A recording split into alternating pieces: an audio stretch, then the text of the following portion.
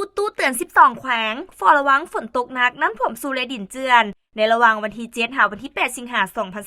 2026ห้องความกดอากาศต่ำหรือห้องฝนยังสืบต่อพัดผ่านอยู่ภาคเหนือของประเทศลาวปองไซยอมความกดอากาศต่ำบริเวณแคมป์ฝั่งตอนเทิงของประเทศเวียดนาม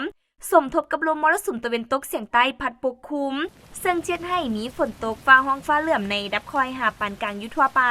และมีฝนตกหนักอยู่บางท้องถิ่นเพราะมีลมพัดแห้งเป็นบางโอกาสอยู่ในแต่ละภาคตื่มอีกเขตพื้นที่เสี่ยงน้ำท่วมสุรดินเจือนนี้แขวงพงสาลีเมืองขวาเมืองสัมพันธ์เมืองยอดอูและเมืองใหม่แขวงลงน้ำท้าเมืองนาแลเมืองเวียงภูคาและเมืองสิงห์แขวงบ่อแก้วเมืองห้วยทรายและเมืองแขวงหัวพันเมืองหัวเมืองและเมืองกวน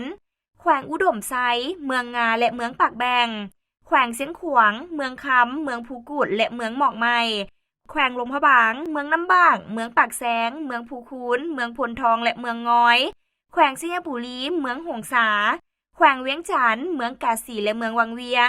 แขวงเซสมบูรณ์เมืองทาโทมและเมืองล่องซานแขวงบริคำไซเมืองปากกระดิ่งเมืองคำเกิดและเมืองบริคันแขวงขมวนเมืองบัวละพาเมืองหินบูนเมืองมหาไซเมืองนากายเมืองยมราชและเมืองคูนคำดังนั้นจึงแจ้งเตือนถึงประชาชนบรรดาเผ่าองค์การปกครองท้องถิ่นและองค์การจัดตั้งทุกภาคส่วนในเขตพื้นที่เสี่ยงจงมีสติระมัดระวังต่อสภาพฝนตกหนักที่จะเฮ็ดให้มีน้ำท่วมสูและดินเจือนขอให้ติดตามข่าวพยากรณ์อากาศและระดับน้ำจากกรมอุตุนิยมและอุทกศาสตร์อย่างต่อเนื่อง